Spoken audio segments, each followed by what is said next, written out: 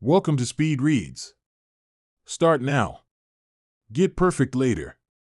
Learn how to break your streak of procrastination and indecision.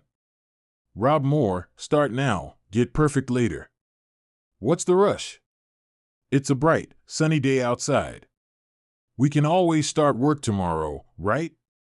Tomorrow. The problem with tomorrow is that there's always another one right around the corner. Before you know it, you've spent a week, a month, or even a year putting things off until tomorrow. If you're tired of being in the planning and ruminating stages of your dream projects, then you've come to the right place. Often getting unstuck and moving forward, it isn't as easy as flipping a switch. As you'll see in this summary, there are usually some deep-seated fears, worries, or hang-ups that are keeping you from taking that first step. But you shouldn't let those hold you back either. Time is indeed precious, and now it's time for you to take control and get to work. Understanding and overcoming procrastination. Understanding and overcoming procrastination. Procrastination, it's a word most people know well. In fact, you might even identify as a first-rate procrastinator, but hold that thought. Why label yourself? The truth is everyone procrastinates sometimes, and it all depends on what tasks lay ahead of us and whether or not that task is inside or outside of our comfort zone. Soccer superstar Lionel Messi isn't going to hesitate in making decisions when he's on the pitch, but he might if you ask him to sign up for a ballet class. So don't think of procrastination as a bad thing or a category to put yourself into. In areas where you're experienced and confident, you likely make decisions quickly and with ease. The key is to realize that this decisiveness is something you can harness in other areas of your life as well. It's like building a muscle. The more you flex it, the stronger it gets. It helps to build up your self-awareness around this issue.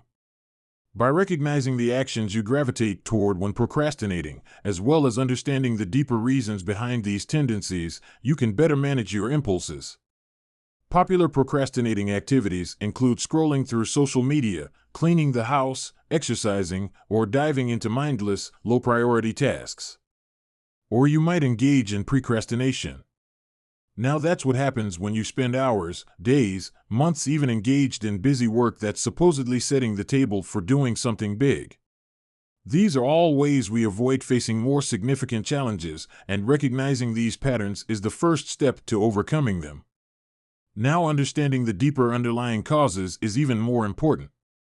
These issues might include a fear of failure, resistance to authority, or even a fear of success and the pressures it brings. Fear of failure is a big one. Now let's face it. We tend to be our own harshest critics, and we make the mistake of associating our sense of self-worth with the results of our work. But we're not defined by our work, whether we're talking about successes or failures. The world may judge what we create, but that's out of our control, and worrying about what other people may or may not think isn't a good reason to avoid getting to work. Be kind to yourself, and be sure to maintain a healthy boundary between your work and your self-esteem. It's also easy to fall into the trap of perfectionism, where the desire to get everything just right can actually hold us back from starting anything at all. But let's just admit it. Perfection is a myth, and when we aim for it, it's only going to lead to insecurity, procrastination, and a never-ending feeling that nothing is ever enough. The irony is that your imperfections are what make you relatable and human. So strive for excellence, but not perfection. By starting now, even if things aren't perfect, you'll allow yourself to grow, learn, and avoid the paralysis that comes from trying to attain the unattainable. Letting go to let yourself grow. Letting go to let yourself grow. Our reasons for not doing something probably aren't limited to fear of failure and perfectionism. Sometimes the decision to take a big step and commit to doing something can simply seem like too big of an ask. The decision itself is scary. But this is usually an illusion. The very concept of big decisions is often blown out of proportion in your mind. What seems like a massive, life-changing decision is actually the result of many smaller decisions that have built up over time. The idea of the eureka moment or the brilliantly innovative breakthrough moment is the stuff of fantasy. It plays well in a movie, But all the real-world breakthroughs happen as a result of many small steps that came before it. So ease the burden on yourself and break down your own big decisions into smaller, more manageable ones. This way you can reduce the pressure and make smarter, faster choices. In the same vein, what you worry about rarely comes to pass. Worrying is like arguing with yourself about a future that hasn't happened yet and often never will. So it's best to stop wasting energy on fears about what might happen and instead take action. Even if things don't go as planned, you can always adjust course. The point is to start, not to get stuck in endless worry. Likewise, there are also pitfalls in dwelling on the past. Maybe you took a big swing in the past and it didn't go well. Now your brain is trying to avoid discomfort by constantly dredging up painful memories. Don't let it bring you down. Your memories often become distorted over time. In fact, the more times your brain recalls an old memory, the more it gets distorted from what really happened. Clinging to past events prevents you from living fully in the present. So let it go and let yourself grow. Move forward with curiosity and openness, allowing yourself to learn without the baggage of old mistakes or regrets. Decision is a trap that can drain your energy and potential over time. Every choice you face, whether it's good, bad, or somewhere in between, carries an element of the unknown. Instead of letting fear paralyze you, embrace that uncertainty and take action. A poor decision might sting temporarily, but being stuck in the void of indecision can leave you with a lifetime of regret. It's far better to move forward, even if only by small steps. The illusion of big decisions, the illusion of big decisions. Good old analysis paralysis. Sometimes it happens when there's an abundance of options or you're just torn between doing something and not doing something. While an internal conflict can lead to indecision and frustration, it's not necessarily a bad thing to feel torn when making decisions. When part of you leans one way and part of you leans the other, that just means you have the useful ability to consider all sides. This can ultimately result in finding clarity. The trick is to acknowledge this push and pull, then make a proactive choice. Keep in mind that every decision you make, whether good or bad, contributes to your growth and understanding. Feeling slightly overwhelmed can be a good thing, too. Perhaps you've heard of Steve Jobs' famous reality distortion field. He was notorious for pushing himself and his team with overwhelming tasks that at first seemed impossible to achieve. But in the end, it was this push that allowed them to achieve more than they thought possible. You can take another page out of Steve Jobs' book and address decision fatigue by simplifying your life and reducing the number of choices in certain mundane areas, such as wardrobe choices. This frees up mental space for more important decisions. By focusing on just a few key options and systematizing or outsourcing low-value tasks, you can concentrate on what truly matters. At the same time, you can also remind yourself that most decisions aren't as permanent or crucial as they seem at the time. If you think about those big decisions you forced yourself to make in the past, you'll likely wonder why you were so worked up about it. So keep in mind, over time, most decisions will matter less than they do now. You might even ask yourself what's the worst that could happen. This simple question can put things in perspective and reduce the overwhelm. Plan for the worst case, likely case, and best case scenarios, and then move forward with confidence. Don't underestimate the power of a simple pros and cons list. It's a straightforward tool that often reveals the right path once it's laid out in front of you. Decision-making is like a muscle. The more you use it, the stronger it becomes. Learn from every choice you make, whether it leads to success or failure.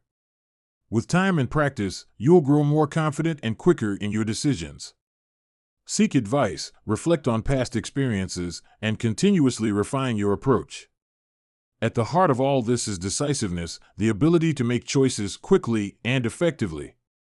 It's a trait that draws on past experiences and the courage to face challenges head-on. The more decisive you become, the more you'll ignite action and progress, driving success in your life and those around you. How to start now? Okay, let's say you've overcome your fears and are ready to take that big step forward, but you're still unsure of where to start. Well, a valuable way to look at things is to first identify what you should not be doing. There are two key types of activities that you can eliminate right out of the gate: time-wasting unimportant tasks and those that you can delegate to others. By minimizing low-value time-wasting tasks and leveraging high-value tasks that others can handle better than you, you can significantly streamline your to-do list and increase your productivity. Knowing what to avoid can clarify what truly deserves your attention, helping you to accomplish more with less effort. Understanding the difference between being busy, productive, and efficient is crucial. It's easy to fill your day with activities, but not all of them contribute to meaningful progress. A simple yet effective strategy is to keep a work log. By tracking how you spend your time in 30-minute blocks over 2 weeks, you gain invaluable insights into your daily rhythms, energy levels, and productivity patterns. This exercise not only highlights where your time is well spent, but also where it's wasted. It's a game changer that can reveal which times during the day you're most productive and help you optimize your schedule accordingly. Managing your task list effectively is another productivity booster. Start by ordering your tasks by importance and plan your list the night before.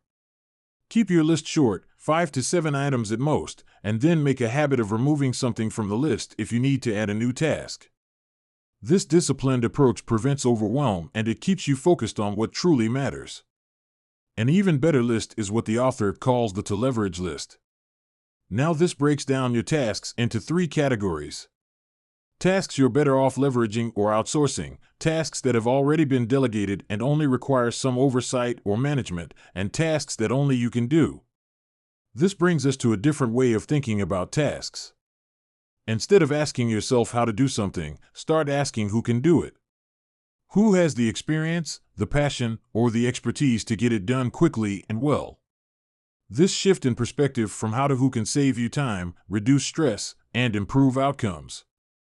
When getting work done, you might find it best to isolate yourself from negative influences, electronic devices, and other distractions so that you can tap into your latent creativity.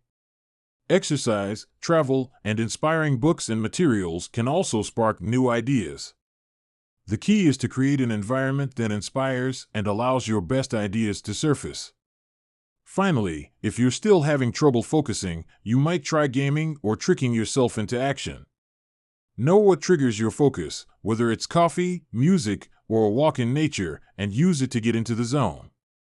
Competitives and competitions can also be a strong motivating factor, as can setting up a system of rewards and penalties for hitting or failing to hit certain benchmarks. For some, the accountability of making public declarations or having a partner or mentor involved is just a trick to getting more productive.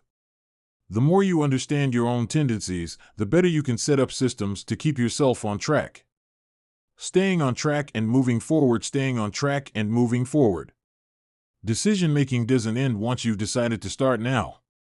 More choices are bound to arise once you've gotten into the rhythm of your project. The key is not to let these choices derail your momentum. Nothing can make the decision process easier than having the guiding stars of a clear vision and strong values in your life.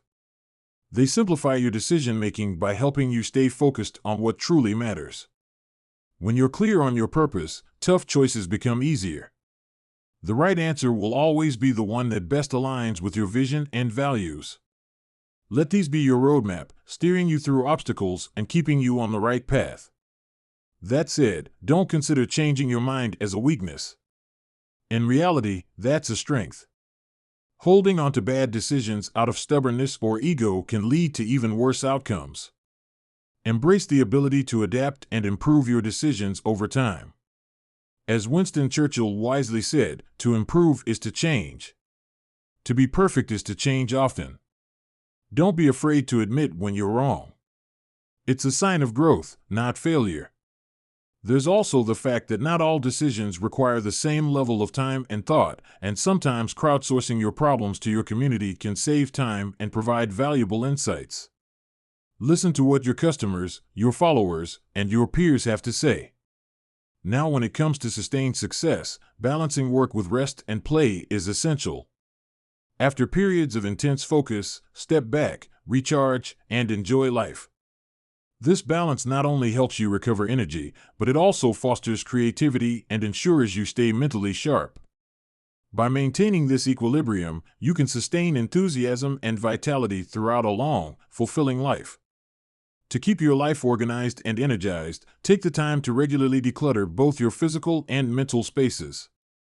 Now this means tidying up your environment, streamlining your schedule, and clearing out digital clutter.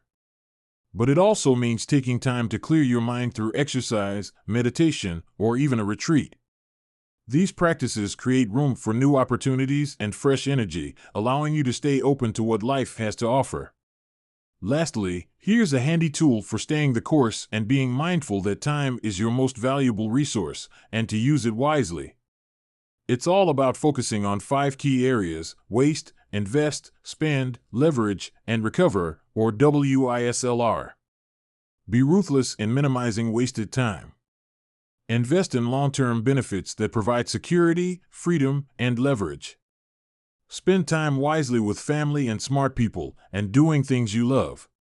Leverage your past efforts so they automatically continue to provide for you. And don't forget to make time to recharge and recover.